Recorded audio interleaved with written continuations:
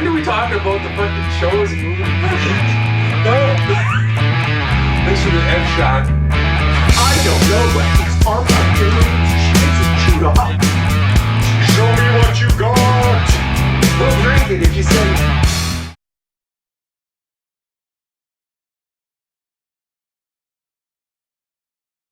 Hey everybody, welcome back to Wasted Opinions. Whoa! What's this episode about? We're talking about game changers. What I'm talking about when I say game changers is literally video games that kind of changed the industry. Zacky, wakey, waving, wild, inflatable arm thing too, man. They made has nothing to do with video games. Nothing to do with video games. But what we're doing today, we're talking about games in the industry that maybe have changed the way people see video games, or how maybe they've changed the industry themselves. Maybe they added an element in a game, or maybe they completely start a whole new genre in the video game aspect. But before we start actually talking about those things, we're going to introduce ourselves. I am CountryBoy, and to my bottom, MussKeg, right? Yeah, that'd be you, I think. Yeah. And then to my side, Yep. That's right. That's right. Yeah. That's right. If I had to describe myself in one word, it'd be bad at following directions. I'm LewisLightning. Awesome. Let's do a shot, guys. Let's get this going. Yeah. Let's throw you. Cheers. So, I don't know. Maybe we'll start with LewisLightning this time. See if you got something already at the ready here. Sure. Yeah. I'm gonna pick one right out the gate. It's gonna be like, yeah, I see that. Wolfenstein 3D. Oh, Yeah. Okay. Like I remember. was when that one of the PC ones? was that? Like, was that the first one on PC? Yeah. I like Okay. The original, yeah. I don't know why well- they called it 3D. That's what I mean. Why they didn't just call it Wolfenstein? So Yeah. Because when you hear 3D, you're thinking 3 dimensions. We've never played a game like that before. Yeah. I mean, for Back me, then. I remember playing that, and I was just like so blown away. Like, oh, there's a hallway here, like, and you're actually going down it. It wasn't just like a still image. Like, Yeah. usually at that point, it was like you kind of progressed in like a certain pace forwards. Like, you know, you take a step forwards. But here, you were kind of like moving around. You had some play and where exactly There was you were in the flow. room. Yeah, it actually Yeah. moved like you were moving. Yeah. So that- totally. did it come out before Doom? Yeah. Yeah, it was. Okay, so to that point, I actually remember. I never played it myself because I was kind of younger, but I remember right around the time we first started having a computer in the house, you know, mid '90s. My brother playing Wolfenstein, and I'd watch him play it. Well, sorry, Wolfenstein 3D. Yes. I'd watch him play it. I thought this is the greatest thing ever. I got scared, but I loved it. It was awesome. Yeah. Man, those dogs scared the hell out of me. Those German shepherds come barking at you. Wow. Oh shit! You got some fucking dogs. I think it was actually Yeah. better, to be honest. But I'm more of a Doom fan, but Wolfenstein 3D definitely was awesome. I think Doom had the better setting. Yeah, definitely. Yeah. But Wolfenstein, as far as changing the game goes, like I think that's when maybe it's got a F- nostalgia thing for me. FPSs took off after that. I think. Totally, and I love like there was also like secret walls and stuff you can go behind and stuff too. Like, Yeah. And Yeah, then you that was fight- one of the. you fight Mecha Hitler at the end. That's so sweet. That was actually one of my favorite parts of those, because there was after Wolfenstein 3D came out, there was a lot like Doom. There was a lot of those first-person shooter PC games, and that was I remember there was one called like Silent Sam or Secret Sam. I can't remember, but Seriously. Serious Serious Sam. Sam. Yeah. That's the one I played. I actually played that one. And I remember playing it the most. And the idea of like secret walls that you just would go up to and click the space bar and it would open up was cool. Yeah. That was cool. Yeah. It's revolutionary. And I don't know if this was also something new, but like the little icon that showed your health at the bottom was just his face. And Oh, you yeah, get- it you was- were up. Yeah. I don't know if that was new, but I like that. I appreciate it. And that was probably the first like PC game that really took off. Right? Maybe. I don't know. There's also a bunch of side-scrolling games. Okay, that sorry. popped Like, off. but there was lots of clicker PC games and all that stuff. That Yeah. was like the first like Yeah. what I would consider closest to what a modern day video game was on a PC. Yeah, for sure. In that sense, yeah. Yeah, no, that's a great pick. I love Wolfenstein. I like that It one, definitely brings me back. We'll go back to you. We'll go down to you there, MussKeg. What's your first pick for a game Okay, changer? good. This was the one that I wanted to pick that I thought you might not agree with, but let me take you back. All right, No. Nintendo has been dominating the console market, everything like that. you're playing on a computer, you're playing on Nintendo. Atari's gone by the wayside. Nothing's gonna beat this. Super Nintendo just came out. You know, a great Super game. Nintendo. Oh, okay. And I never owned this, but Sonic the Hedgehog for me, Oh, Genesis. Okay. the start of the console wars, from my perspective. Yeah, I can see that. It was the very first game that came out and system that came, and it led the system that became the very first competition in the console wars. If that Well- added up, oh sorry, I was just saying, know well, there was a Sega joke does what for that, Nintendo don't. but sorry, Well, Sega does what Nintendo don't. yeah, That was their slogan. They started the war. nice. I like it. That's what their slogan was. I did not know that. Yeah, was, it yeah. was. It was. But anyways, the reason I was so hyped about this was when I thought about it, I'm like, really? It was the start of this battle between consoles, essentially. Yeah, You know, okay. Nintendo had their Super Mario, or their Mario, who had basically led them all the way through the NES. They came out with SNES, and they're like, what's the first thing we're going to lead with? Super Mario World. It's going to take things over. And Sega comes out with this little blue guy that had a great soundtrack, too, and Yeah. a really interesting game. And I think it wasn't necessarily a game changer when it came to actually changing the type of game, but it was a game changer in the atmosphere and the world that games existed in. Well, So- I never played a game that gave you that sense of speed, like on a side-scrolling game before than Sonic has. So I could say you could say it totally did change some of the You games. can see that too, and but I'm not even pushing it from that perspective. As No, I far know. as of it, I'm just pushing it from like the perspective of the business environment, right? So, yeah, I thought Sonic was a game changer. Never owned a Sega game, Sega Genesis. Nor have I. Nor have I. Never even owned a Sonic game. The Sonic game I think I played the most in my life was actually Sonic Pinball on a buddy's game. But Yeah. no. No, Yeah, that's good great. Yeah. I would totally agree with that. That would totally be a game changer, I would say.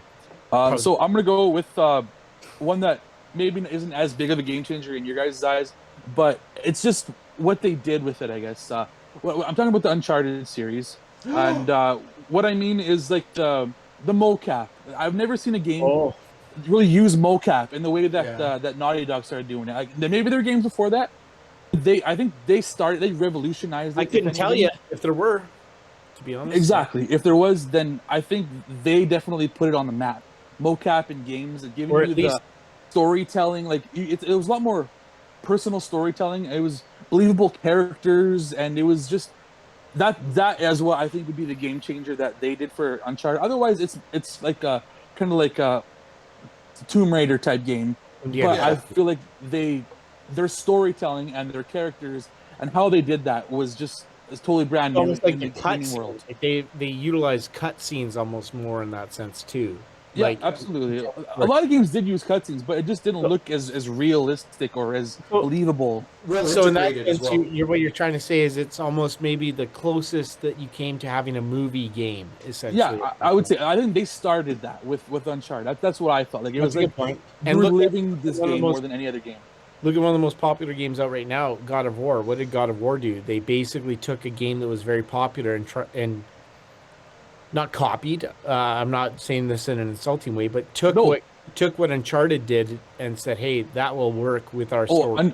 Uncharted walked so that God of War could run right there. Basically, like, they took it and they ran with it as well, for sure. That's a great one. The mocap is. I like it from that perspective. Otherwise, I might have been like, But Yeah. from that perspective, yeah, I agree. So I'm gonna make a pick here that I don't know. You guys let me know if you don't like it because it's a little bit off the wayside. Way back in the day, you'd have video games where like there was codes you had to put in, right? Like you'd have to go into like a screen, or you just have to know like the Konami code, and like there was no internet back then, right? Like you just hear from a friend like, oh yeah, I know how to do this, I know how to do that, and you like learn like, okay, how do you get Reptile in Mortal Kombat or something like that, right? Yeah. Like all these little things. Something that changed it totally was that you just went out and you bought a Game Genie. Game Genie. Oh. I think that's a game changer. Cool. That's cool. I like that. Yeah. Like It's a literal game changer. Yeah. it's not a game, so I was a little bit worried. But like it changed how you approach video games. Definitely. that's a cool Which was perspective. first? Was it the Game Genie or the Game Shark? Because I they were hadn't both. thought of it from a a equipment side of things. I was thinking of it from a game perspective. But yeah, Mhm. Game Genie was probably the first one where like, okay, I like that. I think Game Genie was probably first. Yeah, I'm looking it up, but I believe it was first. But yeah, I always I thought feel it like was it was so first. fucking cool. And I go to my cousins because they had a Nintendo, and like that was something like, yeah, whatever we're playing, put the fucking Game Genie because we're good. Yeah. Here's the one thing I would say though. God mode at all times. I mean, Unstoppable. we're not pushing. Okay, I'm about to say something that's a down, but I'm not coming at this from this perspective. But do you think the Game Genie would be still relevant? That type of thing is still relevant today. No, not at all. I don't think. So, like when we're talking about changing the industry, that's what I'm trying to ask is It was, but in the '90s, from that perspective. but in the '90s, absolutely, Like, it changed it then, right? Like Yeah, Okay, yeah, And- all right. even Sorry? even now, if you want to get technical, you could still get like devices like emulators, Like hacks? hacks and And- stuff that do that, right? Like, Yeah. Mods. It was the first Yeah. mod. but Okay. yeah, pretty much. Yeah, before you were only allowed to do whatever they let you, right? And the Game Yeah. Genie was I like, just love the design of it, though. yeah, That was my favorite part about the Game Genie. You have this thing that you shove your cartridge into, and then you put it in there. yeah. That's cool. but yeah, No, I definitely Cool. wasn't thinking something like that, but that totally works. I like that pick. Yeah, Literally changed your games. yeah. nice. I guess it's me, hey. Yeah. I'm actually I'm looking at my list, and I actually have a few here that I'm having a hard time picking from. I'm gonna say there's two that I want to pick, so I'm gonna save them for later. If they do get picked already, good, I'll jump on them.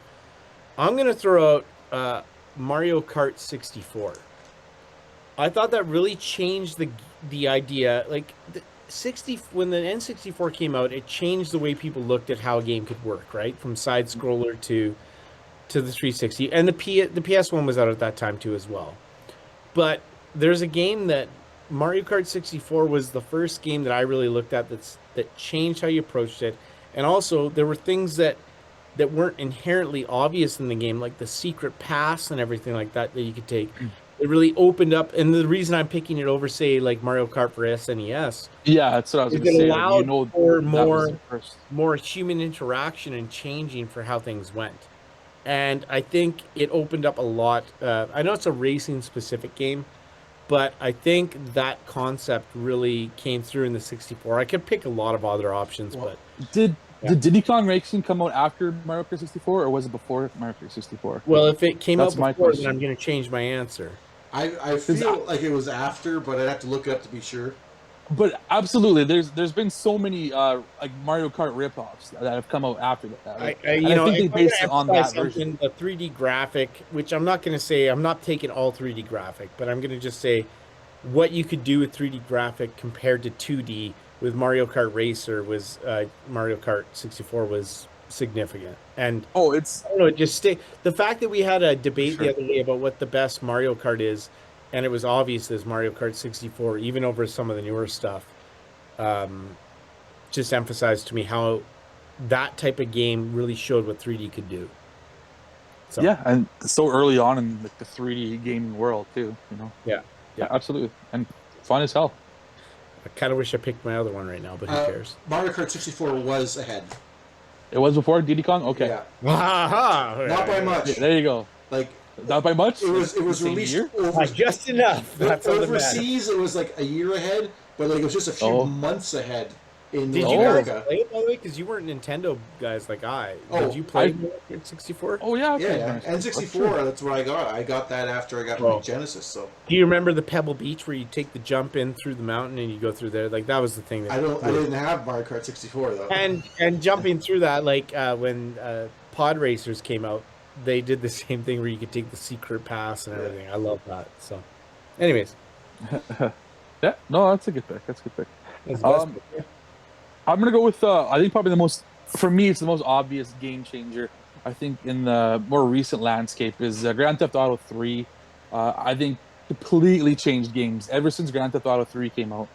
Because because 1 and 2 had the top-down view, Grand Theft Auto, and yeah, it was kind of open world. Grand Theft Auto 3 gave you an actual open world. You could do whatever you want. You could steal cars from guys. You can pick up a hooker. You could be a taxi driver. You Yeah. could You could steal an ambulance. You could be an ambulance driver. You could do not literally, but almost anything you wanted to. If you could think of it, you could probably do it in Grand Theft Auto 3. And that was the one that started the whole, I think, open world thing. Like, you wouldn't probably have Assassin's Creed the way you do nowadays. You probably wouldn't have like Ghost of Tsushima. I wouldn't have the Horizon games that I do. If it wasn't for Grand Theft Auto 3, I think it all stemmed from Grand Theft Auto 3. Because they did the open world the best at that time, and everybody just kind of built off that. See, from that perspective, I had a GTA game, but I had GTA 5 on my list because I think I know that it wasn't as revolutionary as far as the 3D type of story gameplay, but it took all that and introduced the idea of playing that with everybody in the world, which I think is more of a game changer from my perspective. But what they did is they just opened it up to more people. Yeah, I get that, but I mean, what they did with 3, like to go from 2 to 3, that's vast difference. That's huge. Right. And then like I'll say this, like my favorite game, Jak and Daxter, like the sequel to Jak and Daxter, Jak 2, they totally changed. They totally changed. Was 3D open world already around when GTA 3 came out? Like, weren't there other games like that? Like if you look at like Zelda or something, that's technically kind of open world, but not exactly. It's not open world. It's still like a setup thing, and you can't change. You go. There's still like loading screens and all that stuff. It's not the same thing. All right, I'm not critiquing. I'm just trying to debate whether I think 3 versus 5 was more revolutionary. 3 is way more revolutionary than 5. Okay. I'm going to argue that to my death. Like I said, there's not much to debate it. I was talking about like Jak and Daxter. They totally changed the way their game is. Like Jak and Daxter played more like a Zelda game, the first game, and then Grand Theft Auto 3 came out, and they were like, "Shit, we got to do that. We got to do what they did." And they literally made it an open world game. You can jump on vehicles, you can shoot guns, and they revolutionized gaming. From that point on, like things changed. Yeah, I'll give it. I mean, GTA, at least one GTA had to be on this list at some point. So I'll agree. And it's not 5 because it wasn't the revolution. Okay. All right. Okay. So GTA 5 is not revolutionary in how it's okay. No. So we got another one, or so I don't know. What do we have time? I'm wondering what. We can do one more each. Let's bang off one more if you guys got them. Okay, I'm gonna go with something. Correct me if I missed out on something, but Mario Party. I think that was revolutionary. Oh, yeah. You might have had board games like Risk or something, but they weren't like a mini game compilation. Yeah. Built into a board game, and it was just there was like 2 things going on. You could play Mario Kart by yourself. That was like the first game where you couldn't really play it by yourself. I mean, you can play against computer, but it's not fun. That's not the same. Mario Kart versus the computer was still fun. But it's also, like I said, like there's other board games you could get, but it's like there's the board play, like where you want to be, positioning, moving people around. But then there was also the mini games, like being good at those. There was 2 aspects of that thing, and I can't think of any game before that did that. I know afterwards you had imitators like the Crash Bash and Sonic Party or whatever it was. Yeah, there were other but none of them ever did it as good. None of them did it as good. I'll take Mario. I think Mario Party's still a thing. They're still making Mario Parties, and they're still making mini games, and they're always fun. Fuck, I love Mario Party games. If somebody says, "Hey, do you want to play Mario Party?" My day gets better. My dick gets hard. Both at the same time. I guess both. Yeah, it gets better and it's hard. Which I mean, those 2 things kind of go side and side. So I don't know how you pick between the 2, but that's true. Okay. So when I was saying earlier that I was having a tough time picking between these 2, I'm going to say them both, but I'm going to say which one I thought was more revolutionary. Okay. So to John's point of first-person shooters, I was going back. First-person shooters. It's mine. Wolfenstein. What was his? Oh, sorry, Luke. I'm picking between GoldenEye and Halo, and I'm gonna go GoldenEye. Okay. Because from my perspective, that was the very first-person shooter that invited you to play with people. Yeah. I think Halo perfected it, especially once they introduced Xbox Live in Halo 2. Yeah. Maybe argue is more revolutionary, but I think GoldenEye walked so that Halo 2 could run. I 100% agree with you. I was actually going to do that. I considered it. Yeah. Yeah. I was like, because it's another like party game too. Like you had people in a room and you could have split screen. Yeah. And it was a party game that you Lickers. did with your friends. John's a screen. What's that? He was a screen. Screen liquor. Yeah, stop looking at my screen. He's in the bathroom in the facility. I don't want to get. I mean, we can talk about it, but I want to do this before we get anything. What was your favorite map in GoldenEye? The facility was my favorite map, probably. I think That had the bathroom. It had like the big like turbine rooms. Oh no, Control I think was my favorite. The one that had like there was like that one area where you could like. Damn it! I should have looked this up beforehand. But oh well. Were we talking specifically for the multiplayer stuff, or Yes. Multiplayer, because I didn't really play much of the single player. It was all multiplayer for me, basically. Well, also most people after you played after you finish the story, almost everybody played the multiplayer. Yeah. Permanently after that. So. But yeah, probably facility then. Lou was a library guy. I was thinking the library, but I like the secret facility. passageways. Damn it! Is facility the one I was thinking of? Probably now. It's the only one I know that has bathrooms in it, and it has like the big room with like I don't know if they're turbines or whatever they are. Damn it! It's facility for me too. Yeah. Okay. Okay. Yeah. Cool. I'll agree. Facility's the best level. Cool. Cool. No, I'm actually glad you said that because I was going to say it, but now I don't have to, so I can Okay, say now I you can get say your own. something Yeah. totally different. This one, it's the gameplay that was more revolutionary than anything else. But I'm gonna say the Batman Arkham Asylum game. I had that on my list too. It's because of that fighting style. You never had such a you felt like Batman in that game. The way you just kicked goons' asses. He was like puck, puck, puck, puck, puck, puck, and then the guy'd come at you, like puck, puck, and you just leap across to the next guy, and then you just. It was very good fighting. Yeah. It was fantastic. It was so fluid. Yeah. And like people have copied it since then. Like the War for Mordor or whatever. Spider-Man has totally done the same idea exactly. I think it changed the way people look at how a fighting action game can be. And it made you feel like Batman. Like I said, it was the best Batman game to date. It was Batman Arkham Asylum. I just want to say I agree with all that, but it's not Control that's my favorite GoldenEye. It's Complex. Oh, okay. Complex is good too. Yeah, that was my favorite. For Complex, I thought because it had that one corridors room looked that a was little like a too hidden simple. wall that you would go through, and you could get into like hidden areas. So Yeah, it was good. Thanks. Alright. Batman, I think, did revolutionize the way fighting in games should be. It made it challenging. It made it not like button clicky. Yeah. It took like the style of God of War, the originals, but added some skill and. I'll say it kind of took what Prince of Persia. I don't know if you played the Prince of Persia games. I know of them. I never played them. But it was similar to that, but they even tweaked it even more to make it even that much more fluid and better. Just that much more. Assassin's Creed kind of had that though. Didn't Assassin's Creed come up before Arkham Asylum?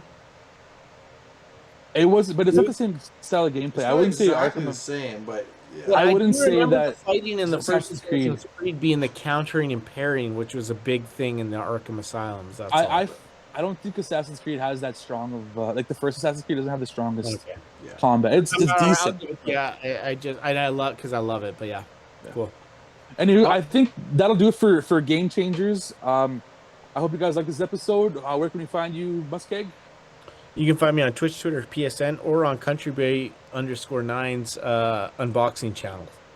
Country Base. Okay. Country what do you Base. got there, Lewis?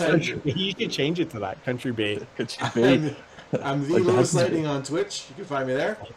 And I'm CountryBoy_9 on Twitch, Twitter, and PSN, and also on YouTube, where I unbox things like this. This Bowser you can find right here. Oh man, what a great video! There's already a lot of people that are buying these things because of my video. You should check it out. It's pretty sweet. Okay. Yeah, he really devaluizes them.